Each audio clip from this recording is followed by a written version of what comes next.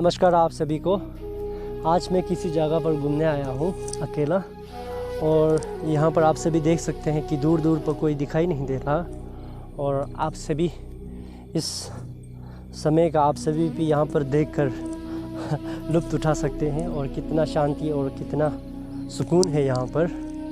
और यही सबसे बड़ा बात है कि मैं इस क्षण का मज़ा उठा पा रहा हूँ, क्योंकि मैं एक मनुष्य हूँ। आप सभी को पता है कि मनुष्य का जीवन बहुत ही महत्वपूर्ण है हम लोगों के लिए। आप सभी को बाद में समझाऊंगा कि मनुष्य का जीवन पाने के लिए हम लोगों को किस कठिन रास्ता से गुजरना पड़ता है और जाकर इस मनुष्य के जीवन को पाता है। तो आप सभी से आज फिर तथागत मर्मे से कहा गए हुए सूत्र का अंदर कुछ अंक, मूल्य अंक है, उसे मैं आप सभी के समक्ष रखना चाहूँगा।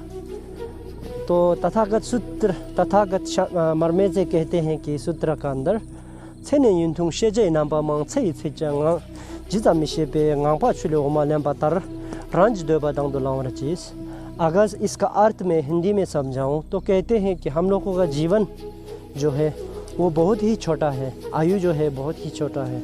लेकिन इस जीवन में भी आयु छोटा होने से भी इस जीवन में हम लोगों को जो अच्छे पुण्य काम और साधना में बैठना या कुछ पुण्य करने का जो समय जो है वो सब हम लोगों को नहीं मिलता है। वो किसी लिए नहीं मिलता है कहने से तो आप सभी आजकल टेक्नोलॉजी का ज़माना पे आपके पास cell phone, laptop, bike, car ये सब होने की वजह से आप सभी साधना पे नहीं बैठ सकते। आप सभी किसी को कुछ अच्छे पुण्य काम करने के लिए और किसी को मदद करने के लिए आप सभी को ये सब समय भी आप सभी को नहीं मिलता, क्योंकि ये सब समय हम लोग फ़ोन चलाने में, लैपटॉप चलाने में, ये सब में व्यर्थ कर देते हैं। तो इसलिए कहते हैं कि छे नहीं तुमसे देना पमा छे छे क्या जितना विषय पे। इसका अर्थ है कि हम लोगों के जीवन में कितने मैं जीऊँगा और कितने में रहूँगा ये सब कोई नहीं बोल पा सकता। मैं कब मरूँगा, मैं कहाँ पे मरूँगा और मैं किस वजह से मरूँगा, ये तीन चीज़ हम लोगों के जीवन में कोई नहीं कह सकता। और